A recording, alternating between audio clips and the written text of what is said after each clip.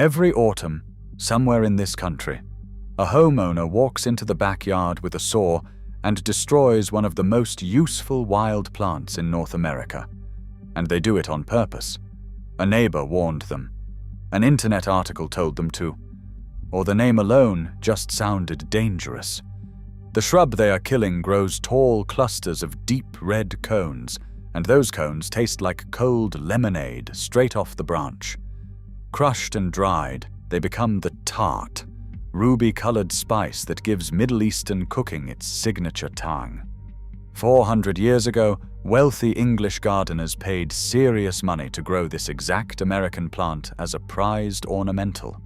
It still grows wild, for free, across more than 30 states. So why do so many Americans look at it and reach for a chainsaw?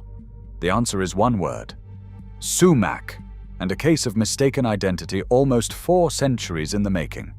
Because the shrub being cut down is Staghorn sumac, and nearly everything most people believe about it is wrong. Welcome to nature's lost vault.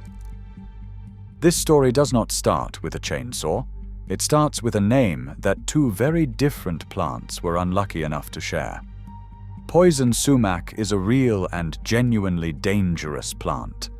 The blistering rash it leaves behind can be even worse than poison ivy, so the fear is not invented out of thin air. But here is where the trouble begins. Poison sumac and staghorn sumac are not the same plant. They are not even close, and the only thing they truly share is half of a name. They do sit in the same broad plant family, the one botanists call Anacardiaceae.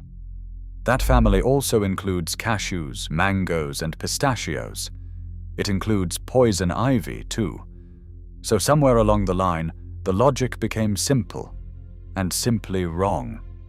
Sumac sounds like poison sumac. Poison sumac is related to poison ivy. Therefore, all sumac must be trouble. Think about that for a second. We learned to throw out the cashew because it had a difficult cousin. And once a fear like that takes hold, it gets passed down like a family recipe, from a cautious parent to a cautious child, until nobody remembers where it started. And here is the detail almost everyone misses. Telling these 2 plants apart is not hard. It might be the easiest plant identification you will ever make in your life. Staghorn sumac holds its berries in tight, upright cones, deep crimson, pointed toward the sky like little torches. The young branches are covered in soft fuzz, the same velvet you would feel on a deer's antler, which is exactly where the staghorn name comes from. In the fall, its long, feathery leaves turn a brilliant scarlet you can spot from a moving car. It favors dry, sunny, open ground, the roadsides, field edges, and old pastures. The bright, well-drained places that bake in full summer sun. Poison sumac does the opposite of all of that. Its berries are white or a pale gray-green, and they hang down loose and drooping, never standing up. Its stems are smooth with no fuzz at all, and it will only grow with its feet wet in swamps, bogs, and standing water. So if you are on dry land at the edge of a road, you are almost certainly not looking at poison sumac at all. The whole rule fits in a single breath. Red cones standing up on dry ground, safe. White berries drooping down in a swamp, leave it be. That is the entire test. Whole generations cut down a harmless, useful shrub because nobody ever taught them the part that takes 10 seconds to learn. Most people never heard this next part of the history. Long before anyone feared this plant, the native people of this continent treasured it. Native nations from the Cherokee to the Ojibwe to the Iroquois used staghorn sumac as food and as medicine for centuries. They soaked the red cones in cool water to make a tart, rose-colored drink, so close to lemonade that early settlers called it Indian lemonade and drank it all through the summer heat. The ethnobotanist Daniel Moorman who spent decades documenting how Native Americans used wild plants, recorded Staghorn sumac in roll after roll, from a cooling beverage to a wash for sore throats. And the tartness you taste is real chemistry. The surface of each berry is coated in malic acid and ascorbic acid. Ascorbic acid is vitamin C. Sailors and frontier families leaned on sour wild fruits like this one to hold off scurvy when fresh food ran out. The dried cones kept their tang for months, which made them a quiet kind of insurance against a long winter. Now here is the irony that should sting a little. While Americans were learning to fear it, Europeans were paying handsomely to plant it. By the time the English herbalist John Parkinson was cataloguing garden plants in 1629, this American shrub was already a prized ornamental across the wealthy gardens of England, grown for its torch-like cones and its blazing autumn color. A century later, the great botanist Carl Linnaeus gave it its formal scientific name, Rhus typhina, in the 1750s. The plant your neighbor wants to cut down today was once a status symbol in the finest gardens of London. And those red cones do far more than make a drink. This is where the story leaves the backyard and lands squarely on your dinner plate.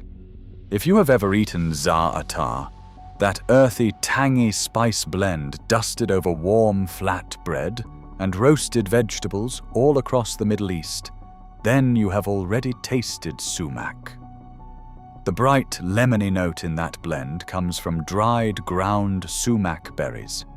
The spice you buy in the jar usually comes from a Mediterranean cousin in the very same genus, but the Staghorn sumac growing wild on the American roadside carries that same sharp, tart flavor. Cooks dust the deep red powder over hummus, over grilled meats, over rice and roasted vegetables, both for the tang and for that gorgeous color. So picture this. People drive to the grocery store and pay a premium for a small imported jar, while the same flavor sits ignored on the shrub they have been trying to bulldoze out of the yard. It also happens to be one of the more antioxidant-rich spices on that shelf, which is why the rest of the world never stopped using it. For most of American history, none of this was a secret, and none of it was special. It was simply ordinary. Staghorn sumac was the plain, everyday shrub at the edge of the field. Its bark and leaves are heavy with tannins, and tanners once used it to cure leather, while dyers used it to set color into cloth. Nobody wrote songs about it.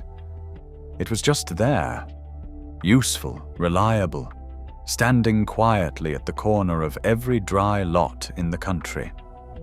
And maybe that is how a plant slips out of memory. Not with a government ban, and not with a scandal, but with a slow, collective shrug. One generation at a time, until all that is left is the half of the name that frightened people. So let's bring it home, because making that famous lemonade is genuinely simple. You want the deep red cones from late summer into early fall, and you want to pick them on a dry day, because a hard rain washes away the tart coating that holds all of the flavor. Snap off a few cones, break them apart into a jar of cool or room temperature water.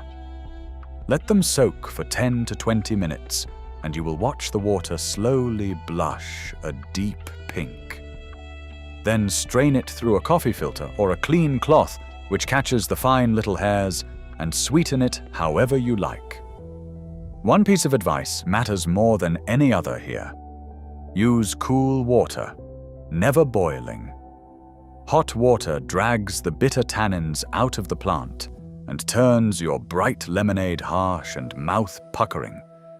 Cold steeping keeps it clean and tart, the same way native families made it for generations.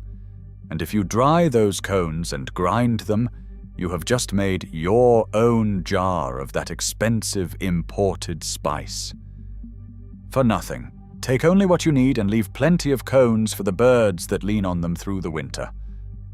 So go back to that homeowner with the saw, The plant they were about to destroy makes a free summer drink rich in vitamin C.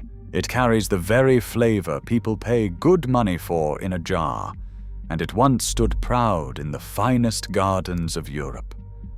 The only thing ever truly wrong with it was a name it never chose for itself. This season, when the leaves begin to turn and you spot those brilliant red cones standing tall along a dry roadside, you will know exactly what you are seeing. Not a threat, a glass of lemonade that has been waiting on the branch the whole time. If this vault changed how you see the wild plants in your own world, subscribe to Nature's Lost Vault and stay close. There is a whole continent of forgotten plants still out there, and the next one will be waiting for you right here.